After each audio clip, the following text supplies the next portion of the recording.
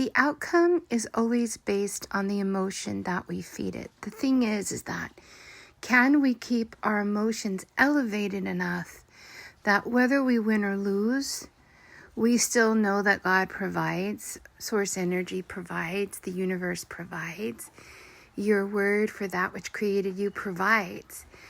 But we're very human, aren't we? And it's very easy to allow ourselves to get shaken from the leadership of that inner providership that only Creator brings.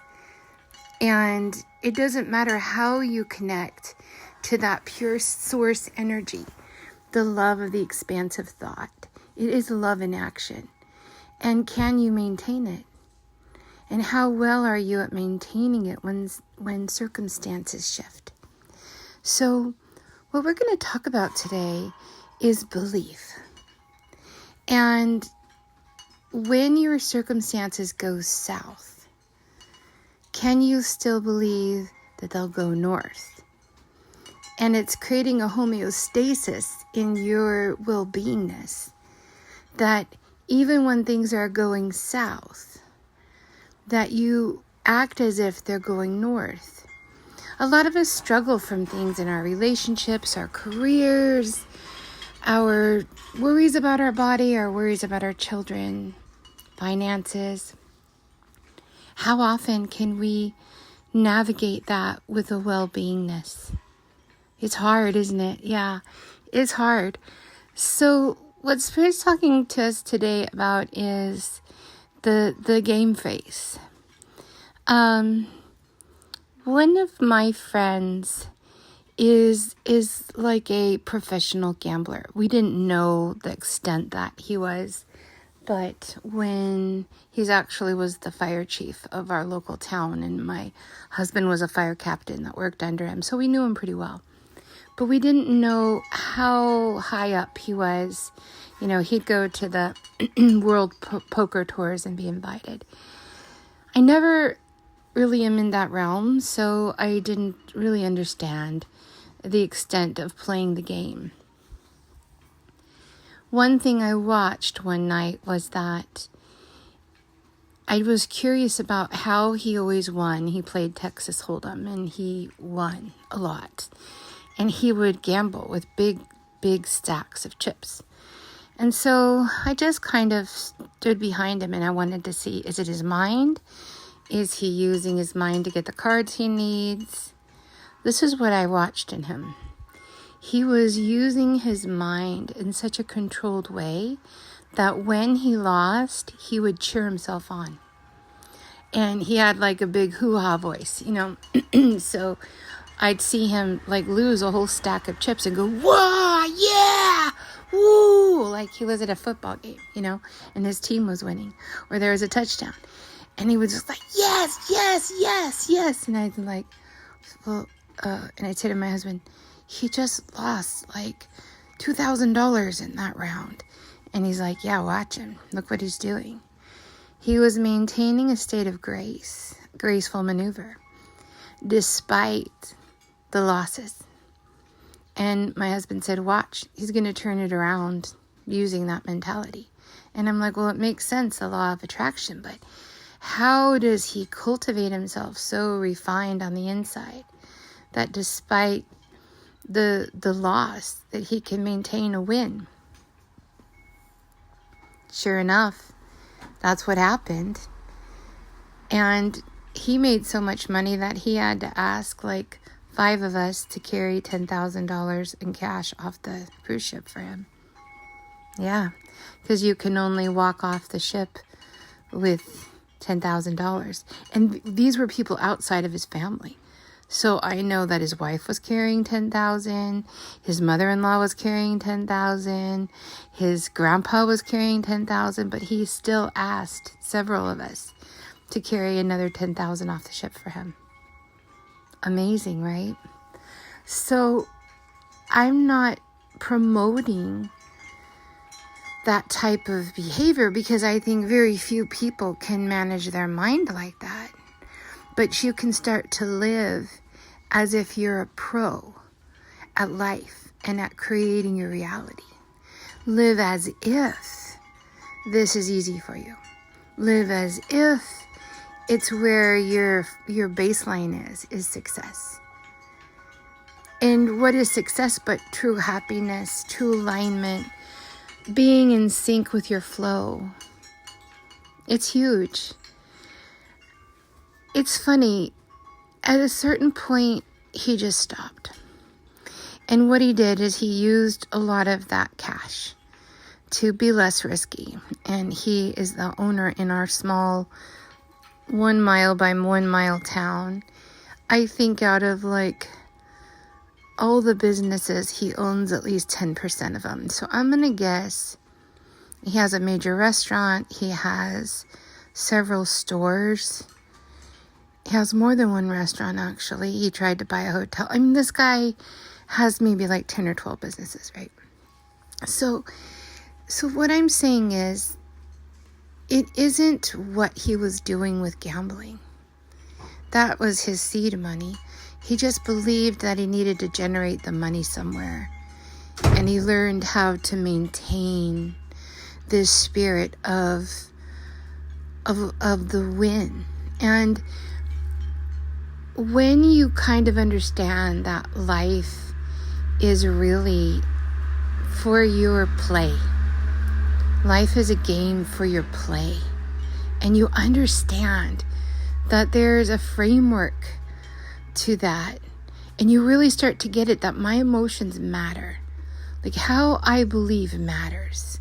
The frequency that I am able to maintain during what feels like huge loss or fear or uncertainty, that I can maintain, that I will be taken care of. And not only be taken care of, but flourish.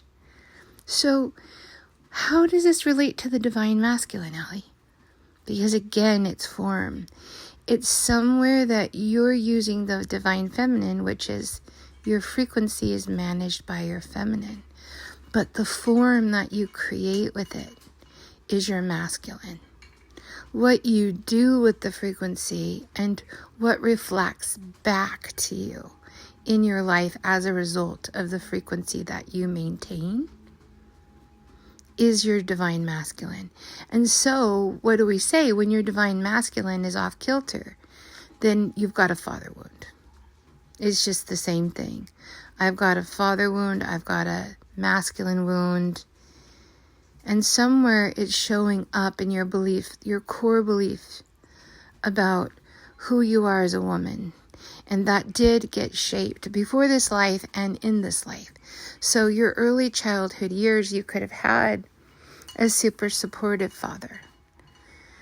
But you could have also come in with your inner masculine schismed. So it's still a father wound. Or I need to do it all. Still a father wound. So if you can believe that your well-being is always going to come from how you can maintain the belief in yourself that things are always working out for me. I'm going to ask for more than I know to ask for.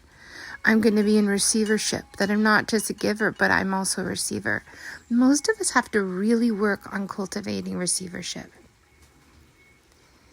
and maintaining that in between, acting as if your prayers have been answered and claiming that victory before you have physical evidence that this is true for your life. So whether this is an uncertainty with you or an uncertainty for someone you love, it means don't be a doormat and have good boundaries and really live by what you believe to be true and structure, whatever requires your self-honesty or your self-respect. That's all baseline, right? But aside from your baseline, there has to be a knowingness that things are always working out for you. So if you do have a relationship that is going south, or a situation with work that is going south, no matter what's happening, be like the gambler who already knew that his funds were going to turn around on him rightly. Was it that he was an extra good gambler? Yes, probably. And was he really smart and could he count cards? Yes, probably. But he had to sit with it until divine source energy returned the energy back. And so that's most of our problems when we gamble with life. We all have gambling problems, honestly. And we gamble with our lives because we don't put trust into things. Don't gamble with your future. You have to learn, I have to learn, and we all have to learn how to maintain that belief that everything is for our good. And that everything that does come back for us, if you say, well, this didn't actually turn out for my good, Allie. This wasn't good. Well, it taught you it didn't work. So basically it was your lesson, right? It was your teacher. It's still good because you got to know my mental state, my emotional state, my psychological and psychic state, my spiritual state. They all matter. And if I'm not lined up within myself, then others around me aren't going to be lined up. So if you're seeing a skip in the record in someone you really love or something that you really want to believe in, try to find where you don't believe that they are going to be fine, especially our kids, but in our relationships and in our workships. A lot of times that happens in career because we don't get equanimity. We don't get equal exchange. It's like, how do we become the doormat? I don't know. And did we think that we were confident when we arrived? We attracted that. I get it. But at the same time, you just have to know that ultimately you can have these wins, but you're going to always have your losses. So can you see your losses as a teacher?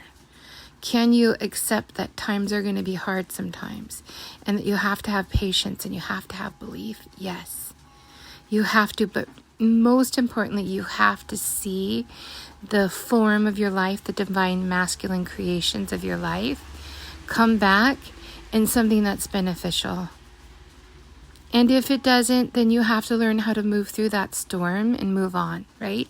So there's a delicate balance, because even from moving on from that storm, you're going to create something new that ends up making you thank the universe for the situation that went south, because you never would have created this situation that you had to learn through, or you would have never brought in the partnership that you needed, or the friendship that you needed, or that next deal, or the next opportunity, or the next desire of purpose and passion that you're going to be really working on to fulfill. So enjoy the ups and downs, but try to keep your poker face of, yeah, this is going to work out. Yes, yes, yes. Yeah, it's working out. Even though the chips might be being pushed across the table to the dealer. It's kind of a tricky one, and I hate to use something that it seems like a negative situation, but it's the situation and metaphor that Spirit gave me. So I'm going to trust it and know that keep cheering yourself on. Hold yourself accountable. Hold the people around you accountable. Believe that everything is working for your highest good. And this one's definitely one we all got to work on all the time, every minute of every day. So I'm with you, and I can't wait to splash my feet in the well with you and hear what you have to say about it. Oh, this one was a strong one. See you in the well.